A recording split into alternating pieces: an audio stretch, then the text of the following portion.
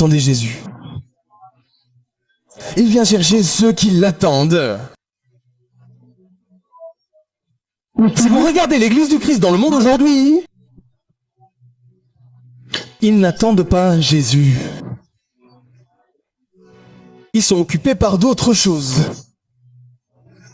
Je veux aller à l'université et obtenir un diplôme. Quand ils auront terminé, je veux trouver un emploi. Quand ils auront terminé leur travail, je veux me marier. Quand ils seront mariés, je veux avoir des enfants. Quand ils auront des enfants, je veux acheter une maison pour ma famille. Je veux savoir quelle voiture est bonne pour transporter la famille. Je veux acheter une propriété pour la famille. L'église est occupée 24 heures sur 24, 7 jours sur 7 par les choses de ce monde. Et c'est pourquoi il dit dans le livre de Luc 21-34, il dit que l'ivresse et les angoisses de cette vie se refermeront à ça.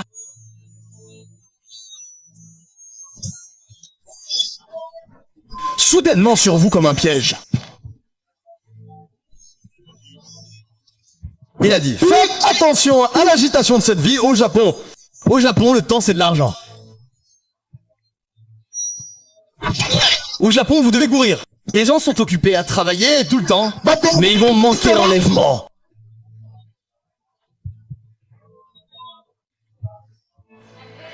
Ils vont rater l'enlèvement. Parce qu'ils sont trop occupés.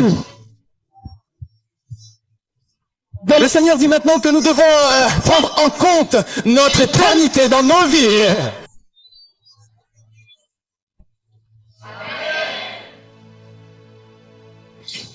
C'est le seul endroit où vous pouvez vous préparer à ce que cela arrivera, car cela viendra sur tous ceux qui vivent sur la terre, sur la surface de la terre. Et Jean.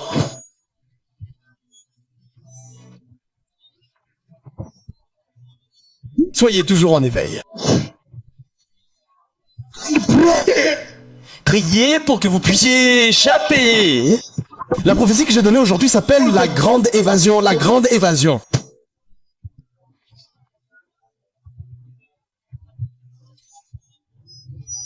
Afin que vous puissiez échapper à tout ce qui est sur le point d'arriver, le massacre.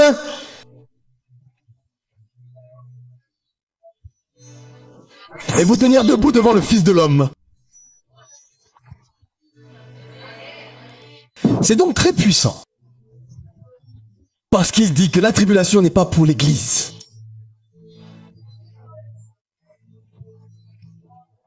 C'est pourquoi il m'a fait venir ici en hâte, avant que cela n'arrive, avant le jugement, avant l'enlèvement.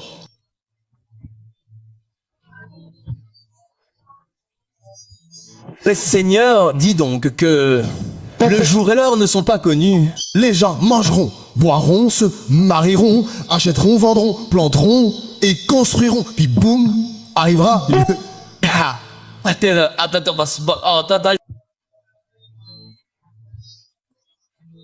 mangeront et boiront. Ils se marieront et donneront en mariage. Achèteront et vendront, planteront et moissonneront. Ils construiront et décoreront des maisons. Puis soudain, boum, le Messie viendra. Le Seigneur dit que lorsque le jour et l'heure ne sont pas connus, c'est dangereux, car il dit que lorsque le danger semble lointain,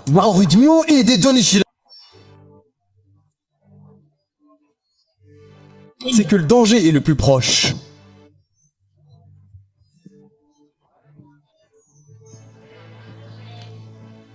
La Bible dit que l'homme a conduit David. Il a conduit l'homme, l'homme a conduit David. Ils l'ont attrapé, ils l'ont nourri, il est devenu assez fort. Vous souvenez-vous quand ils ont pillé toute la famille de David, ils ont pris ses enfants et ses affaires. Et Karantina. Ils les ont mis là. Il dit que lorsqu'ils ont rencontré cet homme, ils lui ont donné du riz. Et puis, il les a conduits. Vous dites avant le verset 16. Verset 16.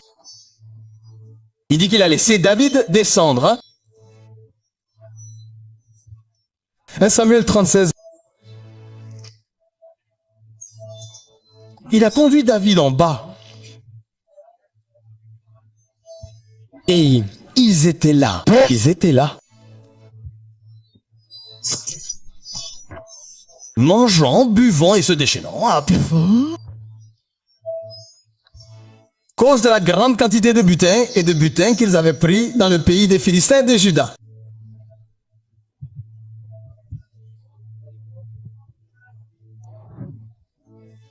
Parce qu'ils pensaient que le danger était loin.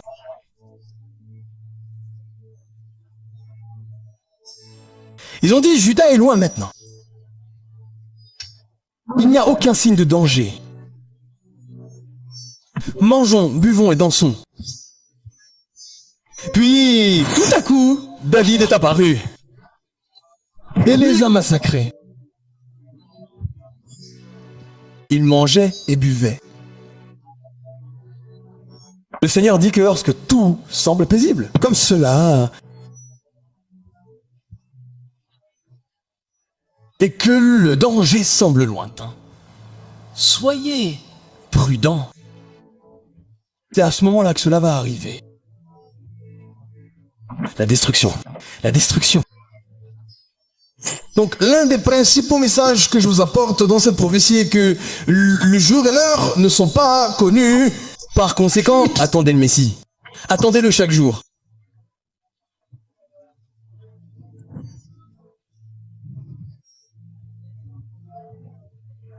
Les chrétiens au Japon n'attendent pas Jésus en ce moment. Ils sont trop occupés par leur vie sur terre.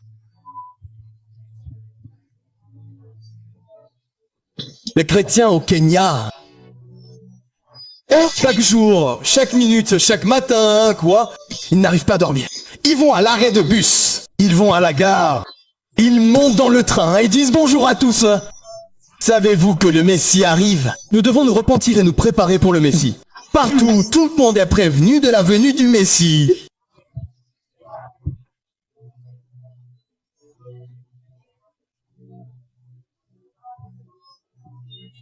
Très tôt le matin, ils montent dans le bus de Yokohama à Kawasaki. Et quand le bus est comme ça, il se lève. Quand le bus démarre, elle se lève. Bonjour, chers concitoyens. Je m'appelle le pasteur Antale. Je suis évangéliste. Ce matin, je veux que nous commencions par Jésus. Je veux que vous sachiez que le Messie arrive. Nous devons nous préparer en tant que nation.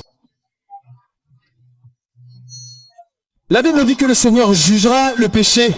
Nous devons nous repentir. Dans le bus, dans le train, dans le matu.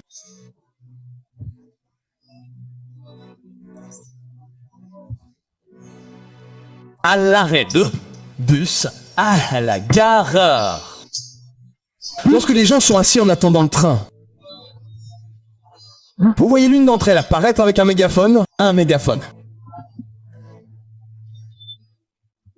Le Messie arrive. Assurez-vous de vous repentir. Recevez Jésus. Jésus est déjà allé à la croix. Il est mort et ressuscité pour vous.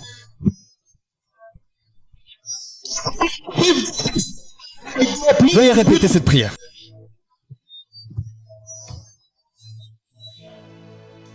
Tout le temps, ils attendent le Messie. C'est un effort délibéré, un effort intentionnel. Et si vous le faites ici à Kawasaki, Yokohama, Tokyo, Hiroshima, alors tout le pays entendra que le Messie arrive. Le Messie arrive. Ce sera l'air dans tout le pays.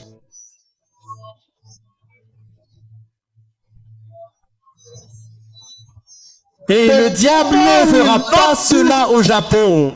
Seule l'Église doit le faire.